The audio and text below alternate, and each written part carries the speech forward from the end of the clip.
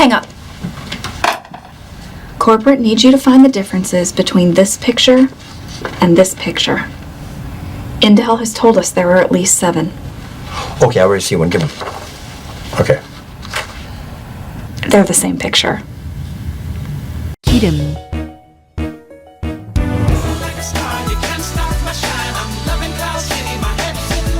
Hello fellow Jerrycans. If you're one of my 3 fans who watched all my past videos, you will know they have been mostly about 2 franchises, Star Wars and Pokemon. This might be head scratching for viewers, as those 2 franchises seem completely unrelated.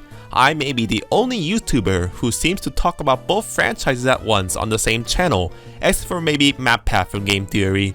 I mean, one franchise is a weeb game franchise started by a weird Japanese guy from Tokyo who likes catching bugs and making them fight to death, while the other one is a nerd movie franchise that was started by a weird white guy from California who liked ripping off other movies into a sci-fi setting. Is that legal? What can a video game franchise and a movie franchise have in common other than the fact that they're one of the world's most famous brands ever created? Well, you'll be surprised to see how many weird similarities these 2 series have. And for those parallels, your funny gas band Giram has a love and hate relationship with these 2 franchises. Like, I feel like a wife with 2 abusive husbands. No matter the beating from the abusive husband, no matter the laziness, no matter the nostalgia baiting, I will always come back. That you'll always come back to me. Yeah, I guess I do, don't I?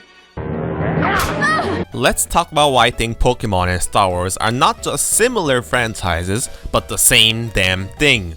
This is the bizarre parallels of Pokemon and Star Wars, from the creators, to the content, to the fans of both franchises being the exact same thing. Maybe we can also discover why both franchises are so popular and will never die.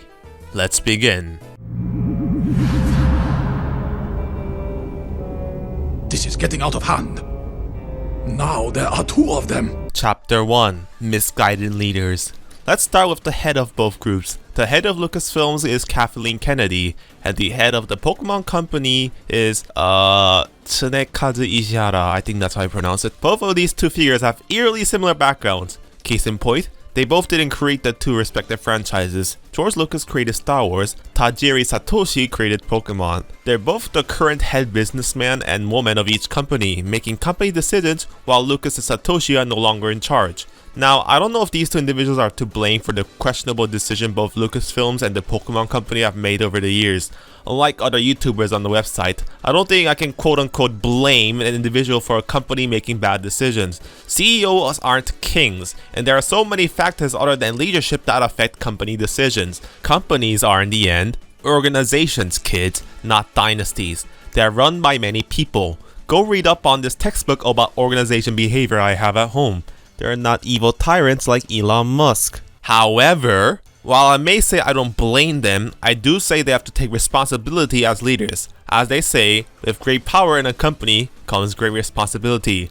Responsibility to be accountable for failure, and responsibility to take stupid jokes by asshole critics who has an oil can as his head from YouTube. In my opinion, both of these guys' biggest problem is one word: planning. Planning too much at the same time, fucking up the scheduling, and giving plans to the wrong people. Let me explain. Star Wars planned the release schedule of the movies wrongly, leading to movies like Solo flopping. They also didn't plan an end goal for the Star Wars sequel trilogy, which made the last 2 movies be disjointed messes. Lucasfilm also gave a director whose style doesn't really match something like Star Wars full charge of the story for one movie, and then yanked it back again when people whined about it, which is another mistake in planning. They were nobody. You are a Palpatine.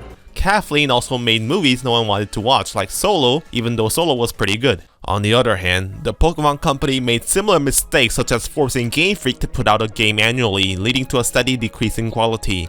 Also, apparently Ishihara thought the Switch would flop because of smartphones.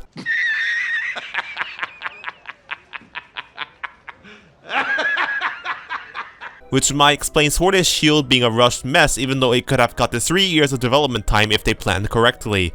Oh, and they put people with their competence in question at charge as directors. They also made games no one wanted to play, like Pokemon Let's Go Pikachu and Eevee, even though LGPE was pretty good.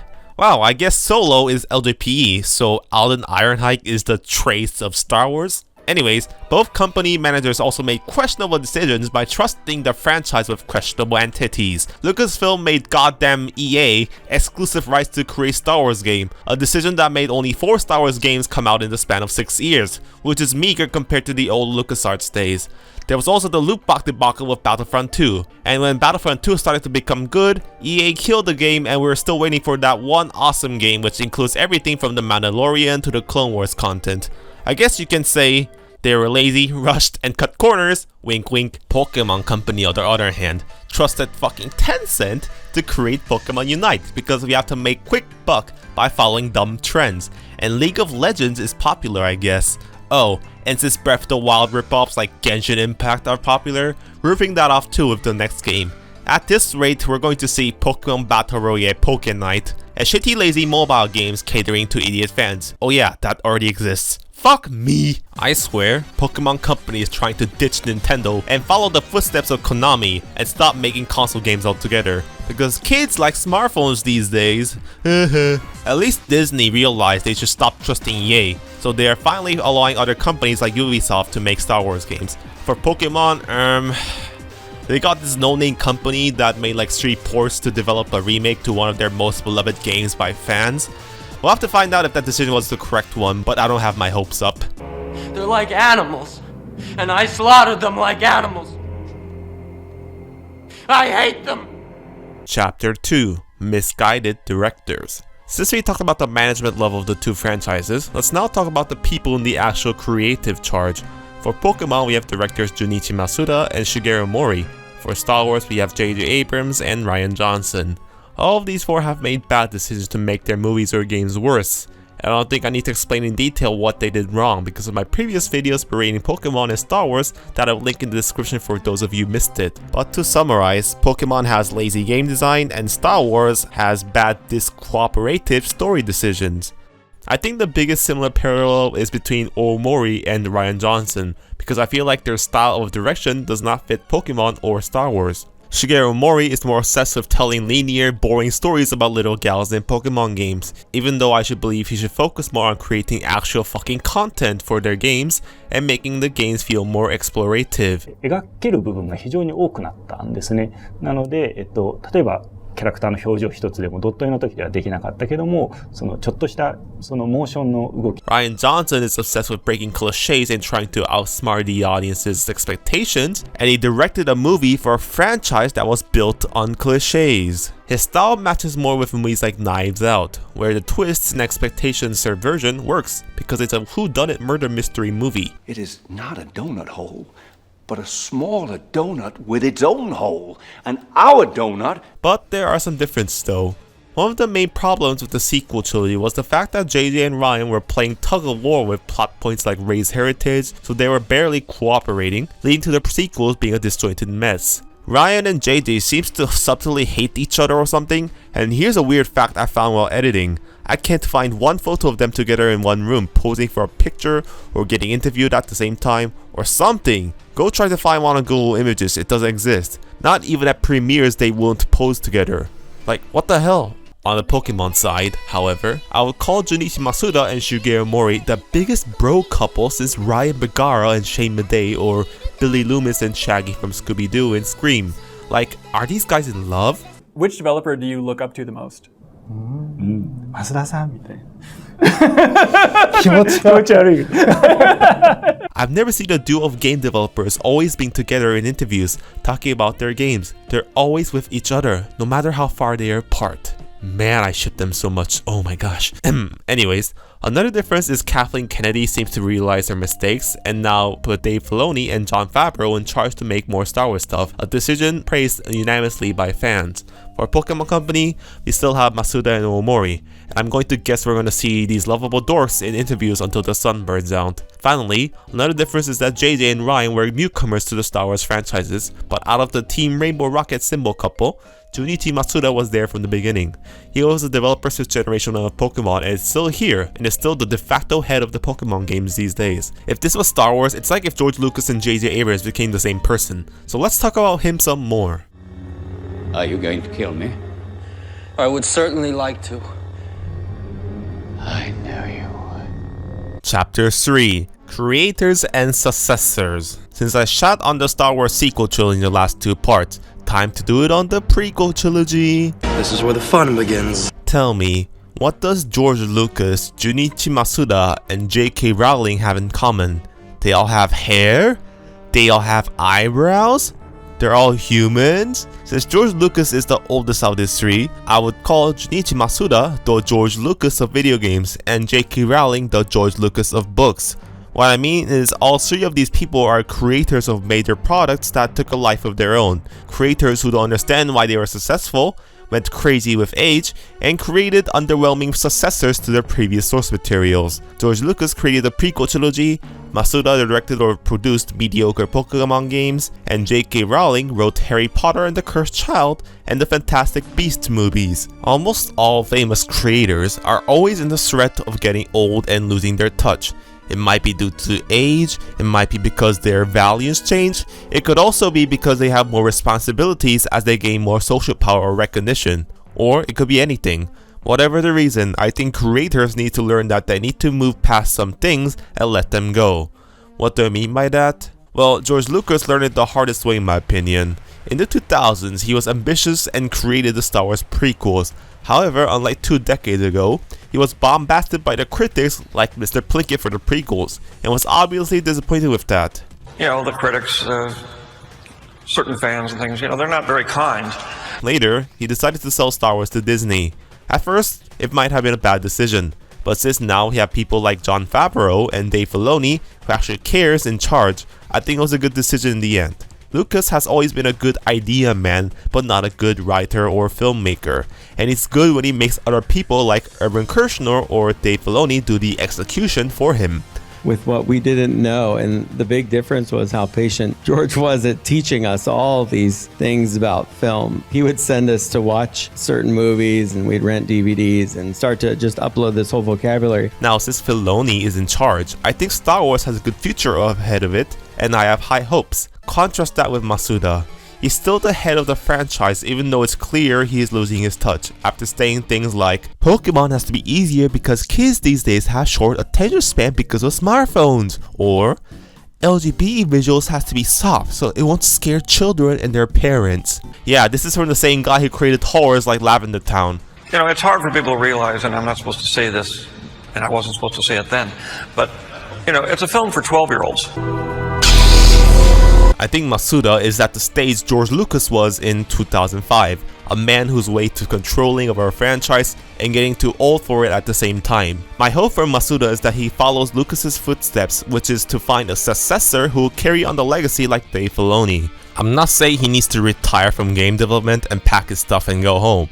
No, he can still work on video games such as doing the music since he's a musical genius, or just be an idea bank. I don't think he should be in charge anymore though. Maybe Masuda thinks his successor can be Shigeru Oomori, but every game Oomori directed or produced has been meh to horrible, so I guess you Pokemon fans are fucked. Have fun! I